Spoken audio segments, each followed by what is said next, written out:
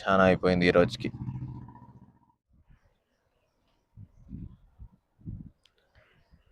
అమ్మ ఇంట్లో ఉండింటే, అమ్మా ఒక టీ అని చెప్పింటే బాగుండేది. అమ్మ వచ్చాక ఇంకా టైం ఉంది కదా, మనమే చేసుకుంటే.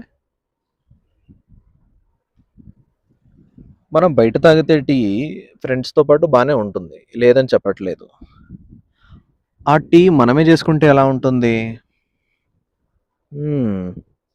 అంత పెద్ద కంపెనీలో ఉద్యోగం అయితే చేస్తున్నా, ఒక టీ పెట్టడం రాదా నాకు? నేర్చుకుందాం ఈరోజు.